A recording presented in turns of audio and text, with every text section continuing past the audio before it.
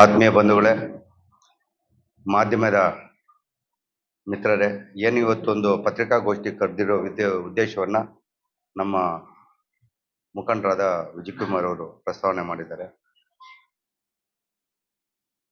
ಇವಾಗ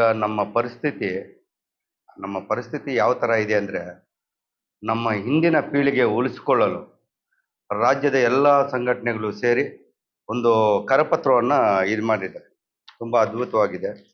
ಏನಂದರೆ, ಪ್ರಜಾಪ್ರಭುತ್ವ ಉಳಿಬೇಕು, ಸಂವಿಧಾನ ಉಳಿಬೇಕು ಅಂದರೆ ನಾವೆಲ್ಲ ಜಾಗೃತರಾಗಿ JDS BJPಯನ್ನು ತೊಲಗಿಸಿ ಕಾಂಗ್ರೆಸ್ಗೆ ಮತ ಹಾಕಬೇಕು.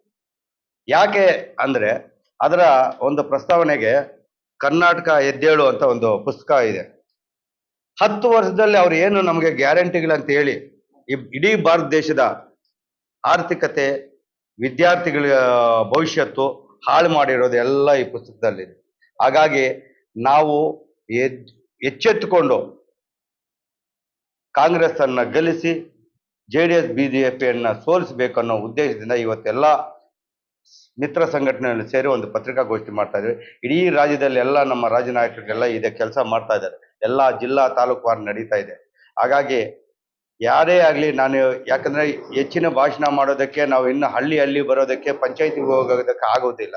ಹಾಗಾಗಿ ಇದೇ ಒಂದು ನಮ್ಮ ಪ್ರಚಾರ ಅಂತ ತಿಳ್ಕೊಂಡು ದಯವಿಟ್ಟು ಎಲ್ಲ ವಿದ್ಯಾರ್ಥಿಗಳು ಎಚ್ಚೆತ್ಕೊಂಡು ಪರಿಶಿಷ್ಟ ಜಾತಿ, ಪರಿಶಿಷ್ಟ ಪಂಗಡ, ಅಲ್ಪಸಂಖ್ಯಾತ ಎಲ್ಲ ಜನಾಂಗದವರು ಯಾಕಂದ್ರೆ ಸರ್ವ ಜಾತಿಯ ಶಾಂತಿಯ ತೋಟ ಈ ನಾಡು. ನಮ್ಮ ಒಂದು ನಾಡನ್ನ, ನಮ್ಮ ಒಂದು ಸಂಸ್ಕೃತಿಯನ್ನ, ನಮ್ಮ ಒಂದು ಉಳಿವನ್ನು ಉಳಿಸ್ಕೋಬೇಕಂದ್ರೆ ಭ್ರಷ್ಟ BJPಯನ್ನು ತೊಲಗಿಸಬೇಕು, ಕಾಂಗ್ರೆಸ್ ಅನ್ನು ಗೆಲ್ಲಿಸಬೇಕು ಅಂತ ಹೇಳ್ತಾ ನಾನು ಮಾತನ್ನು ಮುಗಿಸ್ತೇನೆ. ಜೈ ಭೀಮ್.